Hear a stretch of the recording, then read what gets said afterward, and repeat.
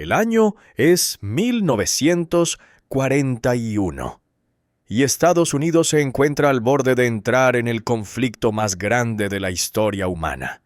Pero su ejército todavía insiste en que los hombres negros son incapaces de pilotar aviones de combate. Durante más de 20 años, el cuerpo aéreo del ejército ha sostenido que los afroamericanos carecen del intelecto, la valentía y la coordinación necesarias para la guerra aérea. Sin embargo, Eleanor Roosevelt se niega a aceptar esa afirmación. En abril de 1941, después de realizar un vuelo con el instructor civil principal Charles Chief Anderson en el Instituto Tuskegee, comienza a presionar a la administración de su esposo para que actúe. Su influencia da resultado. El Congreso aprueba la Ley Pública 18 en enero de 1941, obligando al Departamento de Guerra a establecer una unidad aérea totalmente negra, lo quisieran los generales o no. Y está claro que no lo quieren. El Cuerpo Aéreo del Ejército elige Tuskegee, Alabama, el mismo corazón del Estados Unidos segregado por las leyes Jim Crow, precisamente porque es un lugar remoto, rural y alejado de los periodistas curiosos. Si estos hombres van a fracasar, como los altos mandos esperan con confianza, ocurrirá lejos de las miradas del público. La base aérea del ejército de Tuskegee abre sus puertas en julio de 1941, equipada únicamente con material obsoleto y desechado de otras bases. Sus pistas son más cortas, los aviones más viejos y los talleres apenas unas chozas improvisadas. Todo en ese lugar parece un sabotaje disfrazado de obediencia. Cuando llega la primera promoción de cadetes de aviación, sus instructores ya han recibido la orden de que esos alumnos fracasarán a un ritmo 3 veces mayor que los cadetes blancos. A la cabeza está el capitán Benjamin O. Davis Jr., graduado de West Point e hijo del primer general negro del ejército estadounidense. Ha soportado 4 años de silencio en la academia, donde ningún cadete blanco le dirigió la palabra más allá del deber oficial. Ahora enfrenta un reto aún más duro: demostrar que los aviadores negros pueden dominar la forma de guerra más compleja y tecnológicamente avanzada que el hombre haya conocido. El entrenamiento en Tuskegee es deliberadamente implacable. En las bases blancas, los cadetes tienen varias oportunidades para aprobar los exámenes de vuelo. En Tuskegee solo hay una. Los alumnos blancos que tienen dificultades con la navegación reciben clases extra, pero los cadetes negros que cometen errores son expulsados de inmediato. El sistema está diseñado para provocar un fracaso masivo, pero ocurre algo que los altos mandos no previeron. Estos hombres se niegan a rendirse. Contra todo pronóstico, el primer grupo de 5 pilotos obtiene sus alas el 7 de marzo de 1942. Davis, George Roberts, Benjamin O. Davis Jr., Mac Ross y Lemuel Costis. Lo imposible se ha hecho realidad, y el Cuerpo Aéreo del Ejército no tiene más opción que continuar con el experimento. A mediados de 1943, hay suficientes graduados para formar el 32nd Fighter Group, compuesto por 4 escuadrones: el 99th, el 100th, el 301st y el 300th. Cada uno sigue la organización estándar de las fuerzas aéreas: 16 aeronaves, 25 pilotos y 200 técnicos en tierra. Sin embargo, nada en este grupo es verdaderamente estándar. Cada mecánico, jefe de mantenimiento y oficial de suministros es negro. El ejército ha creado una unidad de combate completamente segregada, esperando que colapse en cuanto comiencen los disparos. Su equipo lo dice todo acerca de esas expectativas. mientras los escuadrones blancos reciben los nuevos P-47 Thunderbolt y P-38 Lightning, al 302nd le entregan los desgastados P-40 Warhawk, los mismos aviones que estaban siendo retirados del frente. Son más lentos, menos ágiles y llenos de problemas mecánicos.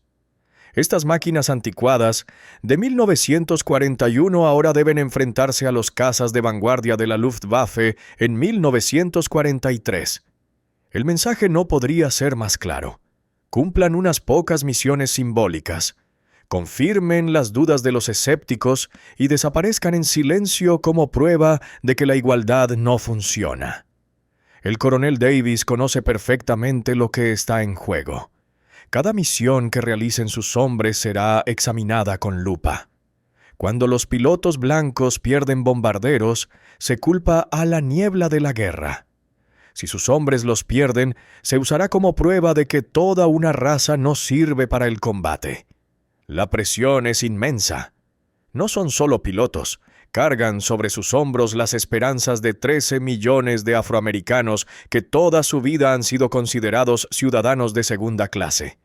Cada despegue se convierte en una declaración, y cada aterrizaje seguro en un desafío directo a la pseudociencia del racismo. Y pronto, esas batallas simbólicas se transformarán en combates reales. En junio de 1943, el 302nd Fighter Group es desplegado en el norte de África. El combate real se acerca, y todo el país observa, esperando que fracasen. El 99th Fighter Squadron entra en el espacio aéreo de Sicilia el 2 de junio de 1943, donde toda ilusión de gloria desaparece al instante. Su primera misión consiste en escoltar bombarderos medianos hacia Pantelleria, y la operación transcurre sin incidentes. No aparecen aviones alemanes. No hay pérdidas. Solo un grupo de jóvenes tensos que por primera vez comprenden cómo se ve la artillería navegada antiaérea cuando apunta a matar. Pero la calma no dura. El 9 de junio, el escuadrón se enfrenta a cazas alemanes Focke-Wulf 190 sobre el Mediterráneo. El teniente Charles Hall obtiene la primera victoria aérea de la unidad. Debería ser un momento de orgullo, pero los oficiales blancos del Doctrine Air Support Command siguen observando con los brazos cruzados y miradas de escepticismo. El P-40 Warhawk se está convirtiendo rápidamente en una trampa mortal en el teatro europeo. Lo que fue formidable en 1941 ahora está superado por casi todos los cazas alemanes. El Fw 190 asciende 500 pies por minuto más rápido. El Messerschmitt Bf 109G gira con mayor agilidad a gran altitud. La velocidad máxima del Warhawk, de 360 millas por hora, queda muy por debajo de los aviones de la Luftwaffe, que rozan las 390. No puedes perseguir lo que te supera en velocidad, ni escapar de lo que vuela aún más rápido. Los aviadores de Tuskegee están pilotando reliquias en una guerra moderna. Luego llega el 2 de julio de 1943, el día en que el desastre casi lo destruye todo. Durante un ataque al aeródromo de Castelvetrano, en Sicilia, el 99th es emboscado por una docena de Bf-109 que se lanzan en picado desde el sol. Es una emboscada perfecta. 2 P-40 son envueltos por las llamas. El teniente Sherman White muere instantáneamente. El teniente James McCullen se eyecta sobre territorio enemigo y es capturado. Los pilotos restantes se dispersan, convirtiendo una misión coordinada en desesperados combates individuales por la supervivencia. Cuando finalmente logran regresar tambaleándose a la base, comienzan de inmediato las acusaciones y los reproches. El coronel William Momier, comandante del 33rd Fighter Group, presenta un informe que suena más a acusación formal que a evaluación militar. Insiste en que el 99th carece de agresividad, muestra un control deficiente de las formaciones y rinde por debajo del nivel de los escuadrones blancos. El documento pronto llega al escritorio del general Hap Arnold, acompañado de una recomendación: retirar al 99th del combate activo y asignarlo a patrullas costeras, una tarea irrelevante lejos de las líneas del frente. Poco después, la revista Time publica un artículo cuestionando si los pilotos negros poseen el temperamento necesario para la guerra aérea. Los periódicos de propiedad afroamericana responden con editoriales furiosos, pero el daño ya está hecho. El experimento comienza a ser catalogado como un fracaso. Sin embargo, el informe de Momier omite convenientemente un detalle importante.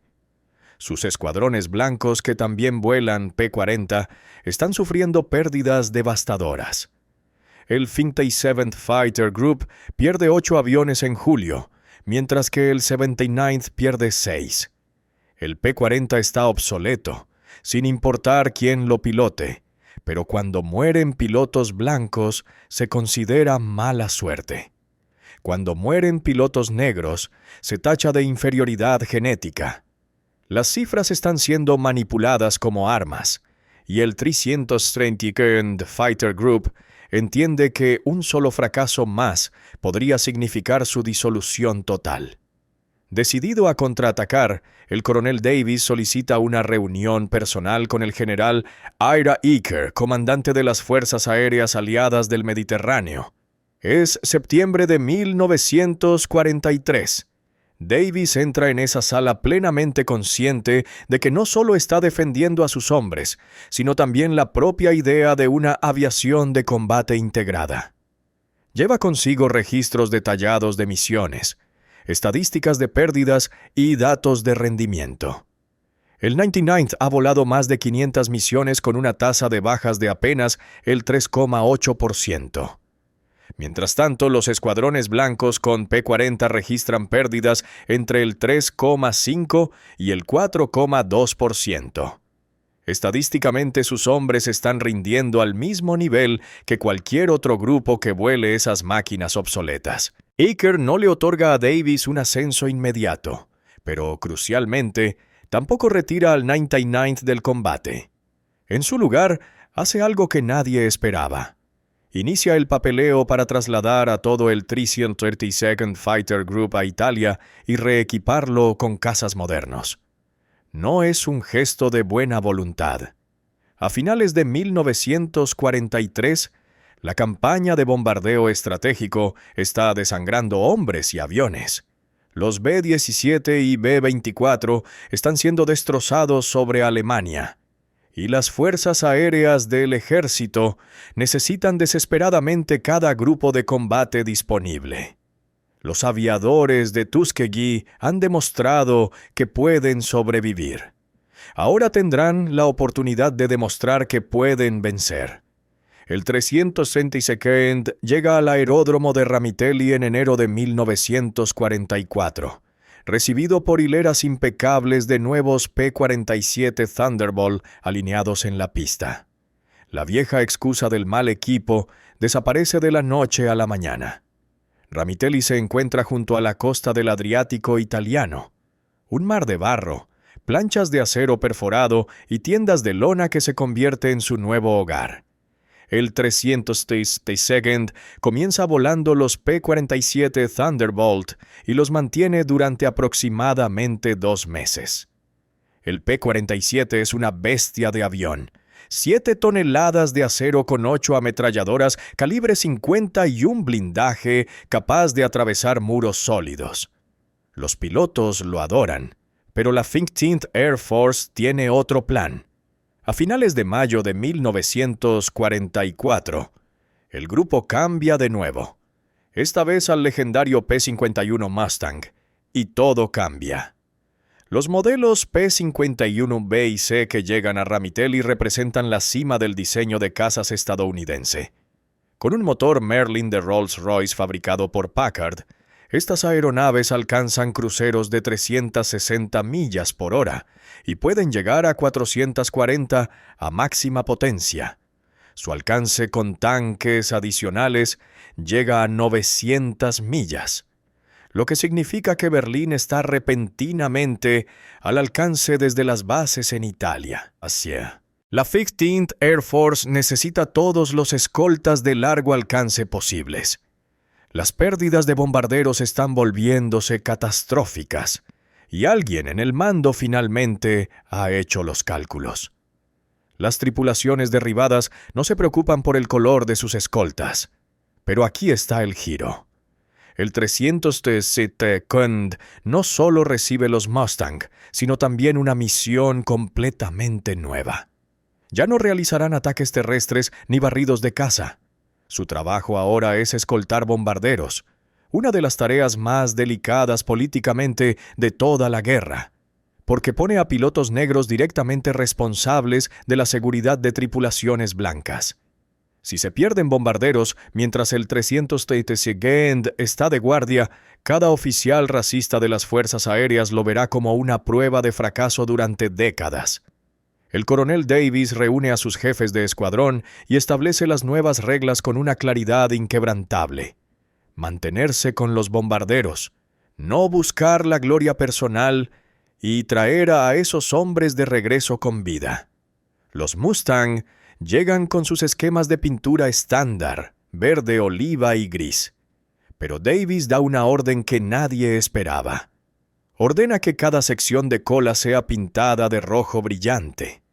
El 99th ya había usado marcas rojas en sus P-40 en el norte de África, pero esto es diferente. Estas colas arden con un rojo intenso, visible a kilómetros de distancia e imposible de confundir con cualquier otra unidad. La explicación oficial es simple: identificación inmediata, para que las tripulaciones de bombarderos reconozcan al instante a sus escoltas. La verdadera razón, sin embargo, es simbólica. Si el 302nd triunfa o fracasa, todos sabrán exactamente quién volaba esas misiones. Las colas rojas hacen su debut en combate el 7 de junio de 1944, durante un ataque a Múnich. 68 P-51 del 302nd se unen a una formación de B-17 del 5th Bombardment Wing, ofreciendo a las tripulaciones su primera visión de sus nuevos guardianes. Las reacciones varían. Algunos pilotos, verdaderos profesionales, solo se preocupan de que sus escoltas cumplan bien su labor. Otros, en su mayoría sureños, luchan con la idea de confiar sus vidas a aviadores negros. Aún así, el 302nd mantiene una formación cerrada e impecable alrededor de los bombarderos, más ajustada de lo que la mayoría de las unidades de P-47 jamás lograron. Y la misión concluye perfectamente. No se pierde ni un solo bombardero. Sin dramatismo, sin gestos heroicos, solo una misión rutinaria que demuestra poco, salvo que los Mustang de cola roja pueden cumplir con un simple trabajo de escolta. Sin embargo, entre las tripulaciones de los bombarderos comienza a correr un rumor que se niega a morir. Se dice que el 302nd nunca ha perdido un solo bombardero ante cazas enemigos. Aún no es verdad, pero esa reputación ya empieza a formarse, y el momento histórico tiene mucho que ver con ello. Para el verano de 1944, la Luftwaffe está desangrándose. La escasez de combustible, la pérdida de pilotos veteranos y la dispersión de la producción aeronáutica dejan a Alemania incapaz de lanzar las enormes oleadas de 300 cazas que había desplegado en 1943. Los Red Tails entran en combate en un periodo en el que las tasas de interceptación están cayendo en todos los frentes. Los escépticos dentro de la cadena de mando esperan que el 302nd tropiece.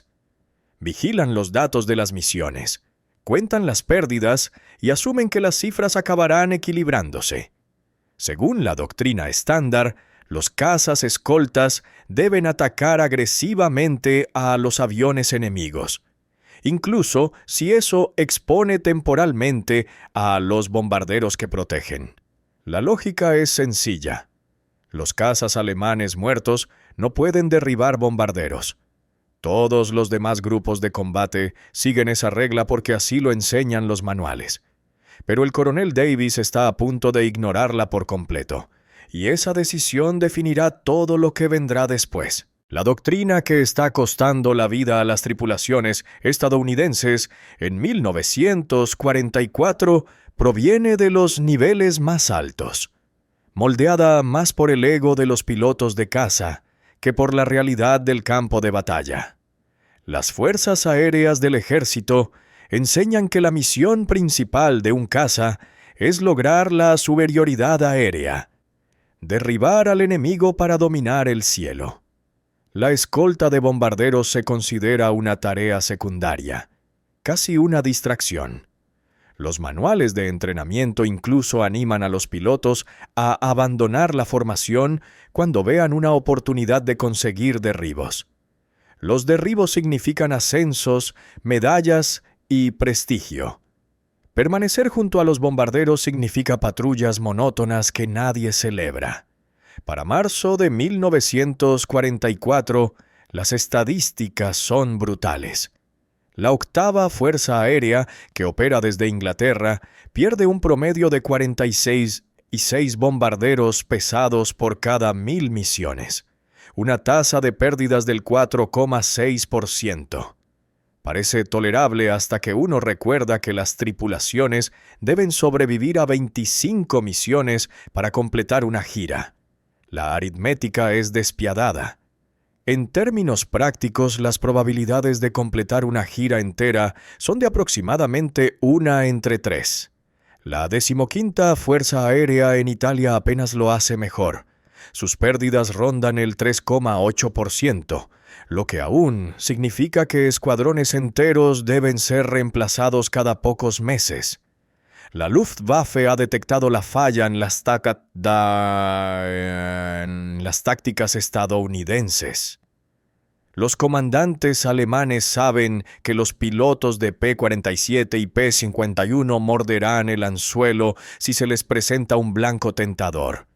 Por eso despliegan pequeñas formaciones señuelo, 4 o 5 Bf-109 volando provocativamente cerca de las columnas de bombarderos, esperando que los escoltas los persigan. En el momento en que los cazas estadounidenses rompen la formación, grandes grupos alemanes se lanzan sobre los bombarderos desprotegidos desde múltiples direcciones. La táctica funciona con devastadora eficacia. El 6 de marzo de 1944, durante un ataque a Berlín, 69 bombarderos son destruidos en un solo día. 2 días después, otros 37 se pierden. Los cazas escoltas acumulan impresionantes conteos de derribos, mientras los bombarderos que debían proteger son aniquilados. Aquí está la verdad incómoda que nadie quiere admitir. El sistema recompensa la gloria individual, incluso cuando fracasa en el plano estratégico. El capitán Don Gentile del 4th Fighter Group se convierte en una celebridad nacional con 21,8 derribos confirmados, muchos logrados tras perseguir aviones alemanes lejos de la formación de bombarderos. Su foto aparece en portadas de revistas, mientras las tripulaciones de bombarderos que abandonó acaban capturadas o muertas. La estructura de incentivos está completamente invertida.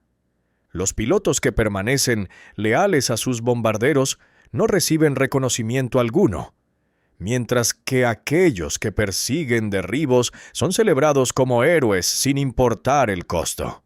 La misión a Berlín del 24 de marzo de 1944 expone hasta qué punto esta doctrina está quebrada. Más de 700 bombarderos atacan la capital alemana, escoltados por 800 cazas.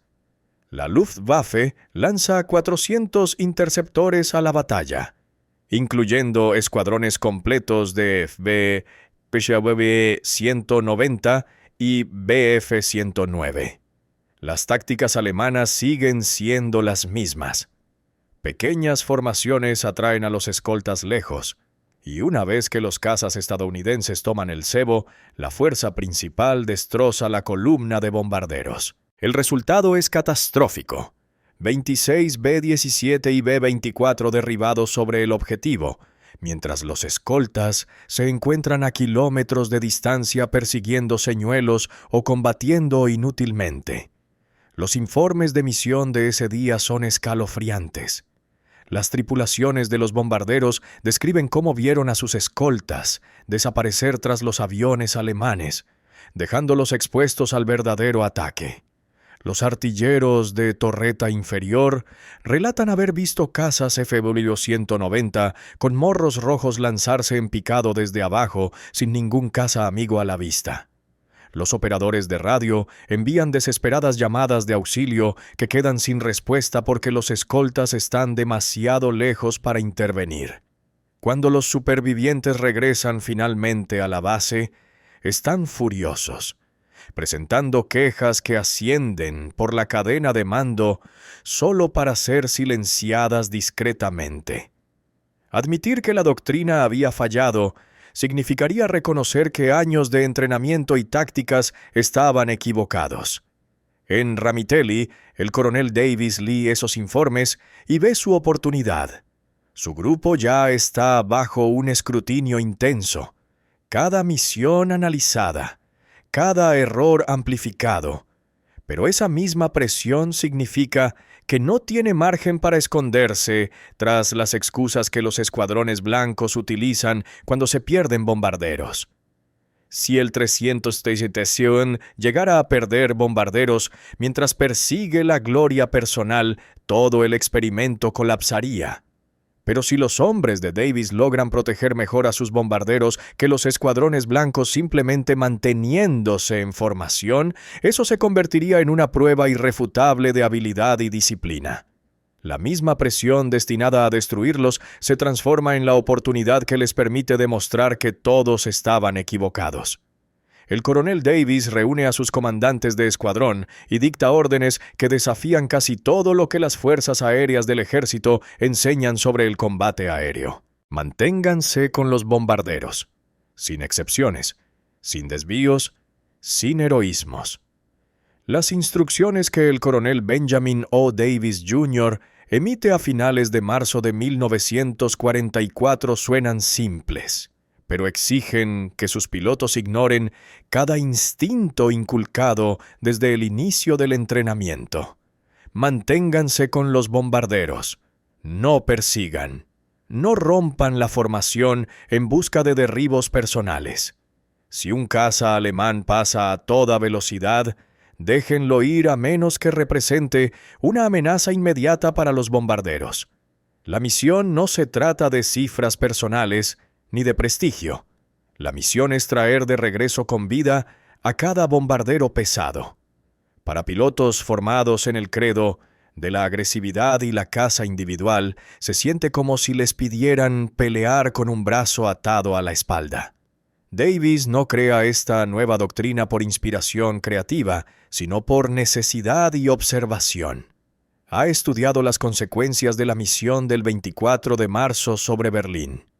Ha leído los amargos informes de las tripulaciones de bombarderos que describen cómo sus escoltas desaparecieron justo cuando más los necesitaban. Y ha hecho algo que pocos comandantes de grupos de caza siquiera consideran hacer: hablar directamente con las tripulaciones de bombarderos. No en fríos informes oficiales, sino en conversaciones honestas con los hombres que vuelan los B-17 y B-24. Escuchando lo que realmente necesitan. Y lo que necesitan no son cifras de derribos llamativas. Lo que necesitan es alguien que permanezca cerca cuando los FW-190 atraviesen la formación con sus motores rugiendo. Las nuevas tácticas son claras, específicas y medibles. La doctrina tradicional de escolta instruye a los cazas a dispersarse en amplias pantallas a diferentes altitudes, cubriendo sectores generales alrededor de la columna de bombarderos.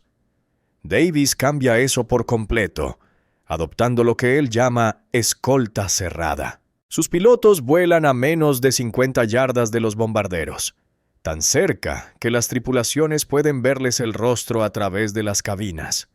Cuando los bombarderos viran o giran, los escoltas giran con ellos, manteniendo su posición relativa como si estuvieran físicamente unidos.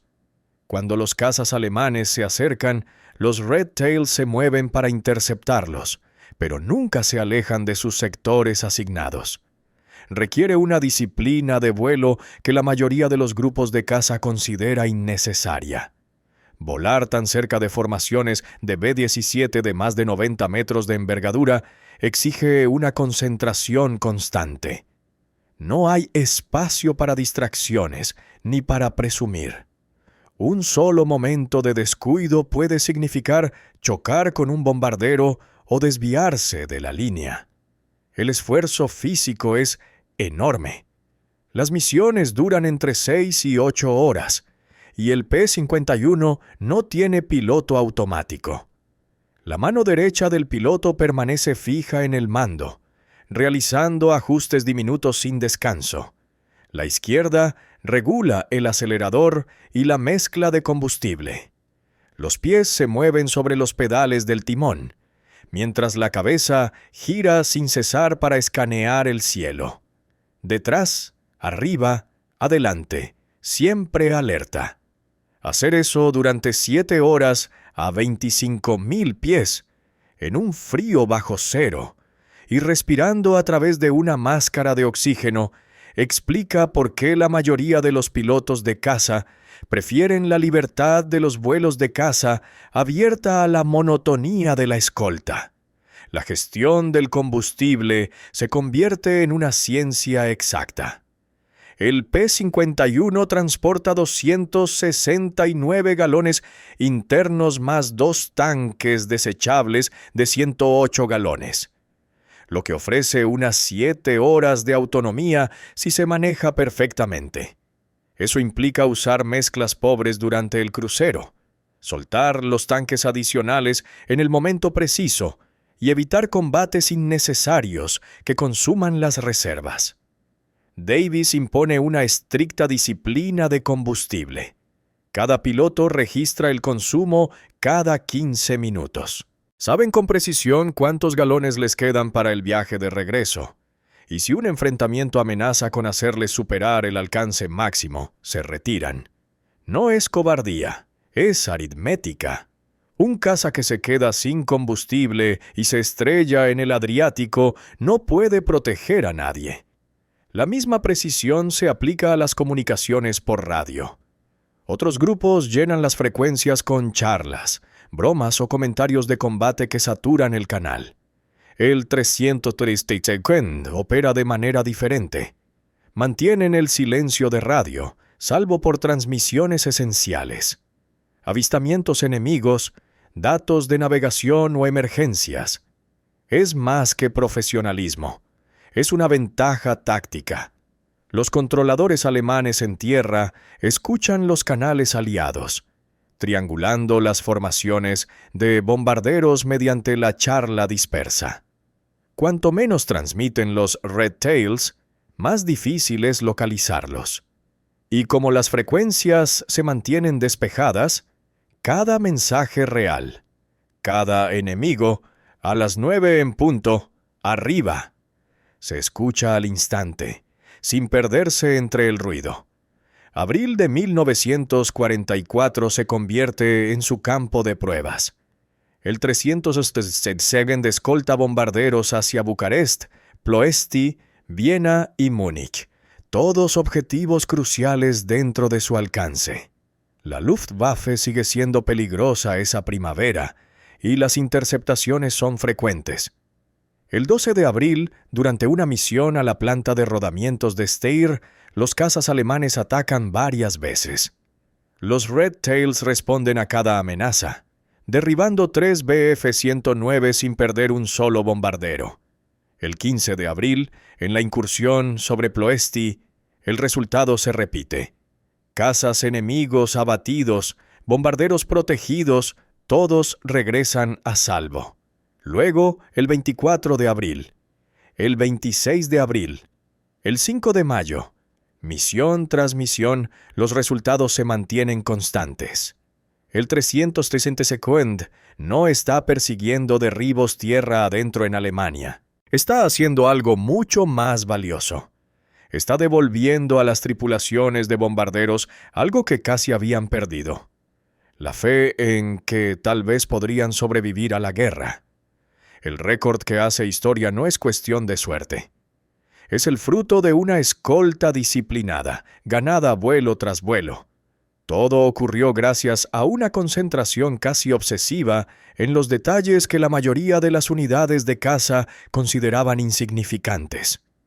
Entre junio de 1944 y abril de 1945, el 332nd Fighter Group llevó a cabo aproximadamente 200 misiones de escolta de bombarderos, sumando unas 15.553 salidas. El número total de bombarderos que protegieron varía según las fuentes, pero la mayoría de los historiadores coincide en que fueron alrededor de 15.000 bombarderos pesados escoltados. ¿Cuántos de esos bombarderos fueron derribados por cazas enemigos mientras estaban bajo su protección? Ninguno, ni uno solo. Ese milagro estadístico solo se entiende cuando se comprende que su éxito fue diseñado mediante tácticas que la mayoría de los pilotos habrían considerado tediosas. Para los Red Tails, la geometría de la formación lo era todo. Mientras la mayoría de los grupos de caza preferían formaciones sueltas que daban más libertad de maniobra, el 362 desarrolló lo que en la práctica era una defensa perimetral móvil. Sus 4 escuadrones rotaban posiciones a lo largo de cada misión. Uno volaba cubriendo desde arriba, otro desde abajo, y 2 protegían los flancos. El escuadrón superior volaba unos 600 metros por encima de los bombarderos, atento a ataques en picado. El inferior se mantenía unos 300 metros por debajo, protegiendo contra la táctica favorita de la Luftwaffe: atacar desde abajo, donde los bombarderos tenían menos defensa. Los escuadrones laterales flanqueaban la columna de bombarderos, lo bastante cerca como para bloquear a cualquier caza enemigo que intentara atacar desde los costados. Cada 15 minutos, toda la formación rotaba sus posiciones. La cobertura alta bajaba. La baja se movía al flanco derecho. El derecho pasaba al izquierdo y el izquierdo ascendía. Esta rotación constante cumplía 2 propósitos clave. Evitaba la fatiga causada por exponer demasiado a un mismo escuadrón y hacía que la defensa fuera completamente impredecible. Los controladores alemanes que seguían las formaciones nunca podían identificar un punto débil constante. El proceso era agotador de volar. Requería sincronización perfecta y comunicación impecable. Pero los resultados hablaban por sí solos. El momento más peligroso de cualquier misión era la carrera de bombardeo, cuando la formación debía volar recta y nivelada durante casi 1 minuto completo, mientras el visor Norden calculaba la caída de las bombas. Durante esa fase crítica, los cazas alemanes sabían que los bombarderos no podían maniobrar, por lo que atacaban con ferocidad. El 362 posicionaba 8 cazas directamente junto al bombardero líder en ese tramo, 4 a cada ala, lo bastante cerca como para bloquear físicamente cualquier intento de interceptación. Era trabajo de escolta cuerpo a cuerpo en el cielo, obligando a los pilotos a mantener la formación junto a aviones sacudidos por la artillería antiaérea, sin poder esquivar, concentrados únicamente en mantener su posición en lugar de perseguir objetivos. Las reglas de enfrentamiento establecidas por Davis eran brutalmente precisas. Solo perseguir si se podía mantener contacto visual con los bombarderos. Los pilotos alemanes pronto aprendieron que los Red Tails no mordían el anzuelo, así que cambiaron de táctica. Los Bf-109 comenzaron a simular ataques, acercándose y retirándose antes de entrar en rango, intentando atraer a los escoltas fuera de posición. Nunca funcionó. Los Fw-190 intentaron ataques en picado desde 9.000 metros, usando la gravedad para atravesar la pantalla defensiva, pero el escuadrón superior los interceptaba antes de que llegaran. Los cazas pesados. M-410 intentaron ataques de cohetes a larga distancia, lanzando proyectiles de 210 milímetros desde fuera del alcance de las ametralladoras. Los Red Tail se mantenían firmes, obligándolos a disparar desde distancias tan grandes que acertar a un bombardero maniobrando era casi imposible. La gestión del combustible se convertía en una ecuación de vida o muerte que cada piloto debía resolver en pleno vuelo. El perfil típico comenzaba con el despegue desde Ramitelli con el combustible interno lleno y 2 tanques externos desechables. Ascender a unos 4.500 metros consumía alrededor de 150 galones.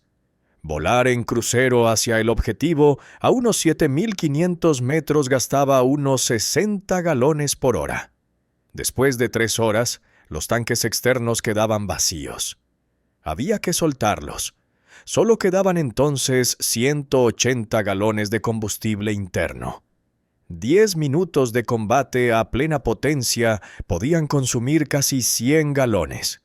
Eso dejaba 80 galones para regresar a la base, todavía a más de 600 kilómetros de distancia. El margen de error era nulo. Un piloto que calculaba mal por solo 20 galones jamás alcanzaba la costa. Caía en el Adriático y rezaba para que el equipo de rescate lo encontrara antes de que el agua helada lo matara. En tierra, los equipos de mantenimiento de Ramitelli obraban milagros que convirtieron el récord de 0 pérdidas en una realidad. Eran mecánicos negros a quienes se les había dicho toda su vida que carecían de la inteligencia necesaria para trabajos técnicos.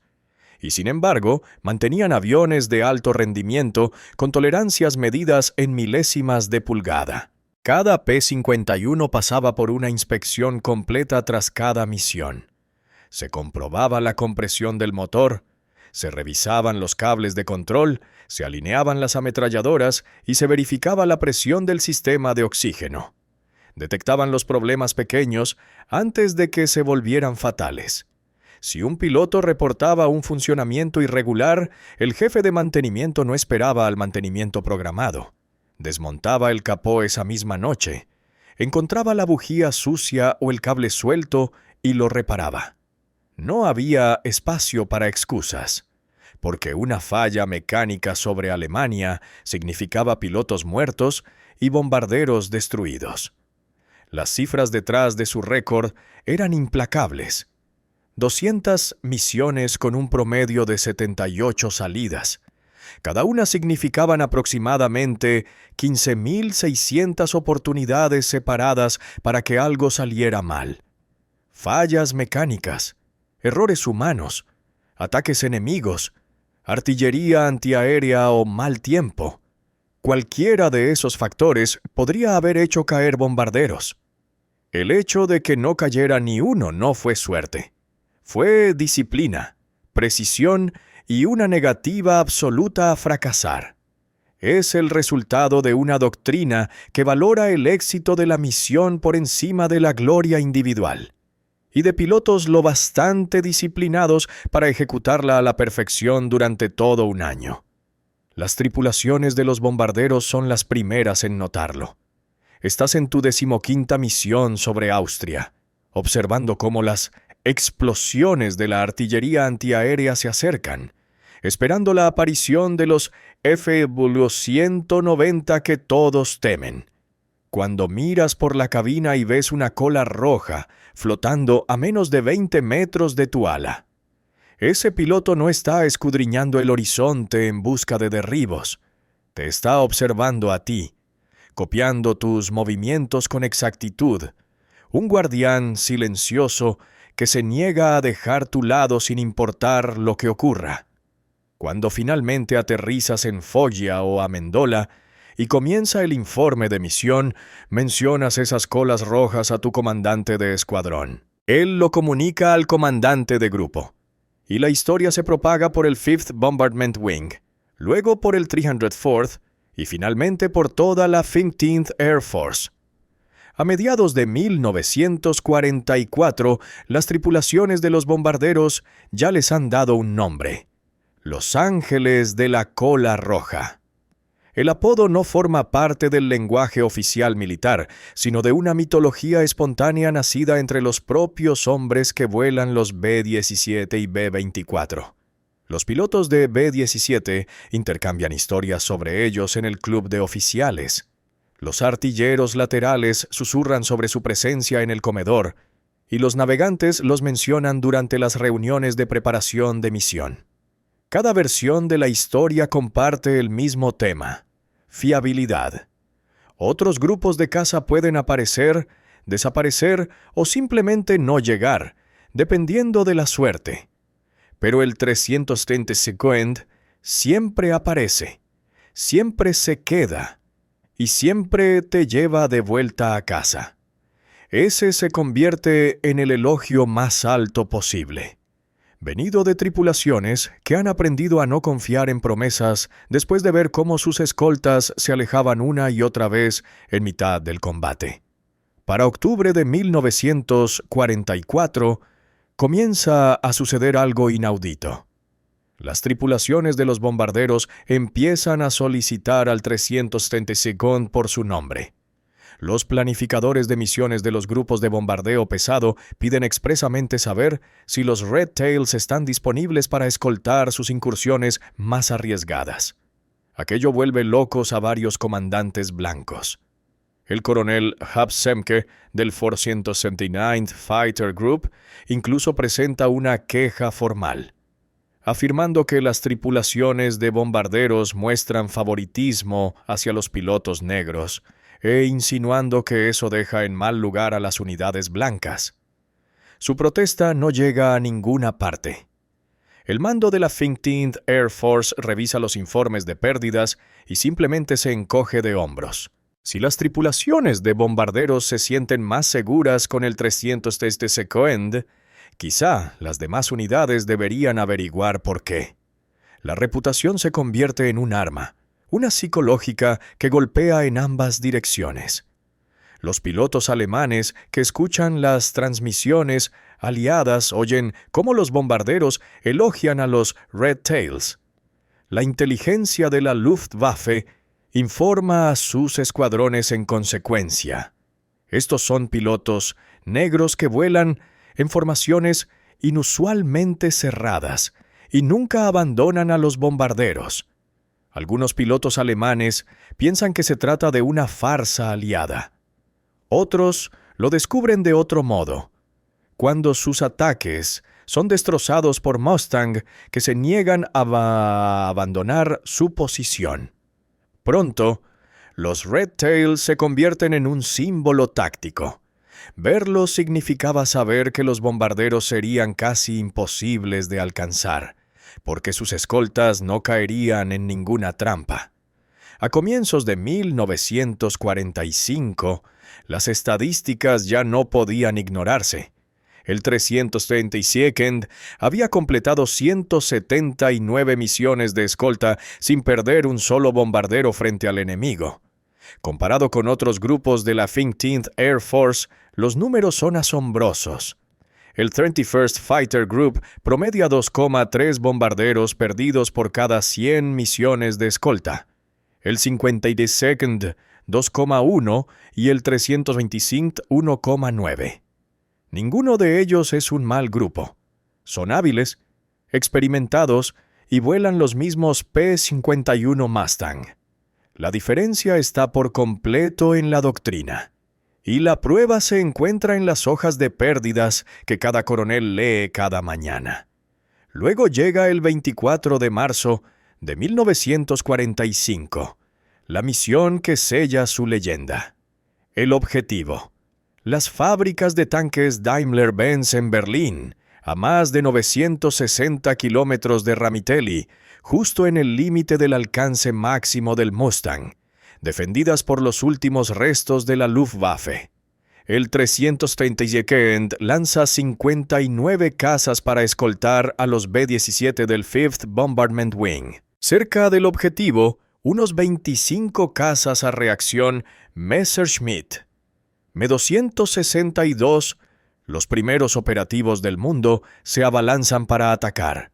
Cada uno vuela casi 160 kilómetros por hora más rápido que un P-51, y la sabiduría convencional dice que los cazas con motor de pistón no pueden atraparlos. Los Red Tails no intentan perseguirlos. En cambio, se posicionan entre los bombarderos y los reactores, obligando a los Me-262 a cambiar su rumbo para lograr un ángulo de tiro. En la caótica batalla que sigue, 3 reactores caen. El capitán Roscoe Brown derriba uno, el teniente Earl Lane otro, y el segundo teniente Charles Brantley el tercero. Es la única misión en la que el 332nd abate 3 Me-262 en un solo enfrentamiento, y todos los bombarderos regresan sanos y salvos. El informe corre como la pólvora por todas las bases de bombarderos en Italia. Las tripulaciones que no estuvieron allí lo escuchan de boca de quienes sí lo vivieron. La historia crece rápidamente. Algunas versiones hablan de 6 reactores destruidos. Otras dicen que los Red Tails los persiguieron hasta su base. La verdad no necesita adornos. En los últimos meses de la guerra, frente a las aeronaves más avanzadas de Alemania pilotadas por veteranos experimentados, el 332nd mantuvo la formación, protegió a los bombarderos y derribó 3 reactores. La leyenda y la realidad se fusionan en una verdad inquebrantable para las tripulaciones. Si los Red Tails vuelan contigo, volverás a casa. Para abril de 1945, ese récord de 0 pérdidas ya no es solo una estadística. Es una reputación, una convicción y una ventaja táctica unidas en una sola idea.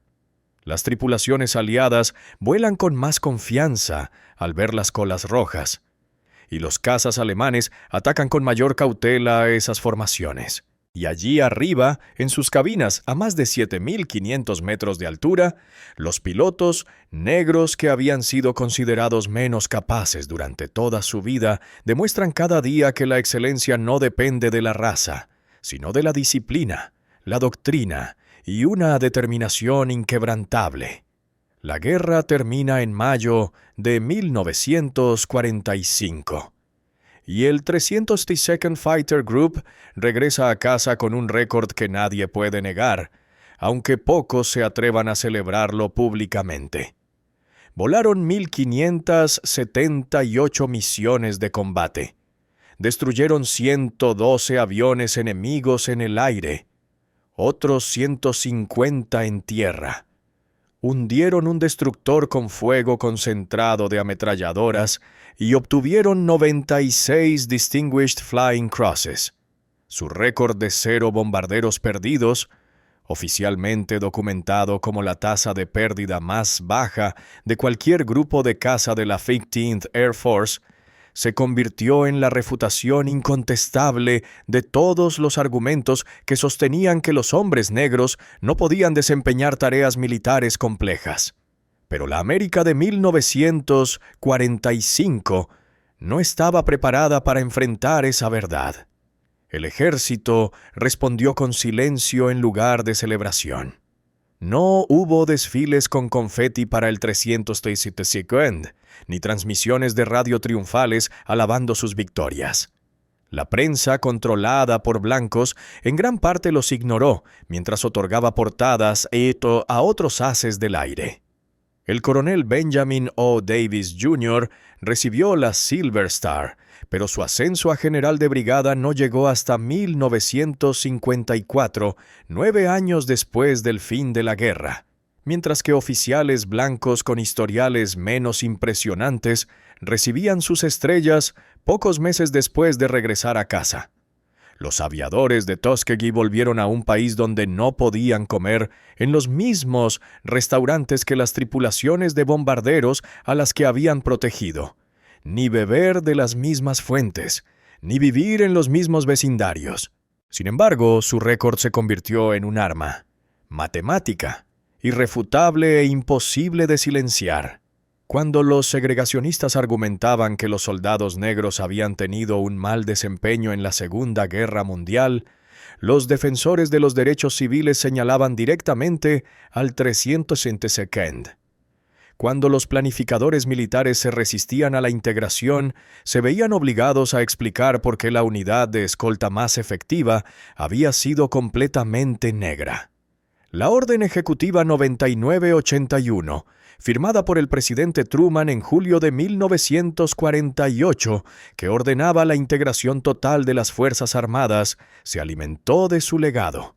Fueron sus cifras y su rendimiento los que hicieron que la segregación resultara indefendible. Nadie podía sostener la idea de inferioridad racial cuando los propios datos demostraban una eficiencia y un éxito superiores en combate. Los principios tácticos que perfeccionaron se convirtieron en doctrina oficial en menos de una década. La regla de mantenerse con los bombarderos, impuesta por el coronel Davis en 1944, se transformó en política estándar de la Fuerza Aérea de los Estados Unidos durante la Guerra de Corea. Las tácticas modernas de escolta siguen reflejando esos mismos principios. Mantener una formación cerrada con las aeronaves protegidas en lugar de romper la formación para perseguir objetivos individuales, exactamente la estrategia que el 362nd había inaugurado.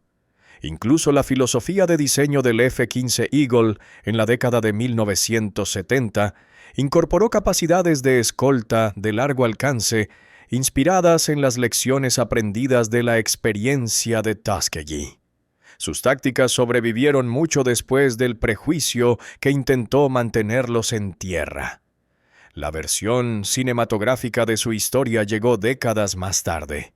La película de HBO de Tuskegee Airmen, estrenada en 1995, presentó su lucha a millones de espectadores. En 2012, la película Red Tails la llevó a las salas de cine, aunque con grandes simplificaciones y dramatizaciones.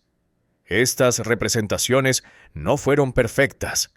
Comprimieron líneas temporales, fusionaron personajes y exageraron combates, pero lograron algo esencial: obligar a la narrativa estadounidense de la Segunda Guerra Mundial a incluir a los hombres que habían sido deliberadamente borrados de ella durante medio siglo. Las escuelas que nunca mencionaban a pilotos negros comenzaron a enseñar su historia. Las organizaciones de veteranos que antes los ignoraban empezaron a invitarlos a hablar. Los aviadores supervivientes que se convirtieron en testigos vivientes de una historia que el país había tratado de olvidar. El teniente coronel George Hardy, que voló 21 misiones con el 332nd, siguió asistiendo a exhibiciones aéreas hasta bien entrados los 90 años, contando al público cómo había luchado en dos guerras a la vez, una contra la Alemania nazi y otra contra el racismo dentro de su propio ejército. El general de brigada Charles McGee, que voló 409 misiones de combate a lo largo de 3 guerras, se convirtió en el rostro público del legado de Tuskegee, dando conferencias a cadetes sobre la doctrina que había salvado vidas. Estos hombres nunca afirmaron haber sido perfectos. Decían únicamente que les habían impuesto un estándar imposible y que lo habían alcanzado gracias a la disciplina, cuando el talento por sí solo no habría bastado. Su reivindicación final llegó en 2007, cuando el presidente George W. Bush otorgó a los aviadores de Tuskegee la Medalla de Oro del Congreso. Asistieron unos 300 miembros supervivientes, hombres ya octogenarios o nonagenarios, algunos en sillas de ruedas, otros con tanques de oxígeno, todos luciendo con orgullo sus chaquetas rojas distintivas. Las palabras del presidente Bush reconocieron por fin lo que había sido ignorado durante 6 décadas. Aquellos hombres habían vivido bajo un doble estándar. Lo superaron y transformaron el ejército en el proceso. La medalla no podía borrar la discriminación que sufrieron ni compensar los años de olvido, pero sí fue el reconocimiento oficial de que su servicio importó y de que su récord era innegable. Hoy, cada piloto de la Fuerza Aérea estudia casos históricos que incluyen la doctrina de escolta del 382nd Fighter Group. La precisión, la disciplina y la concentración que demostraron se utilizan ahora como ejemplos de entrenamiento en cursos de oficiales de escuadrón y escuelas de armas de combate. Cuando los pilotos modernos discuten tácticas de apoyo aéreo o escolta, aplican principios nacidos de la experiencia de los Red Tails bajo fuego, conceptos que en su día fueron cuestionados solo por el color de quienes los crearon.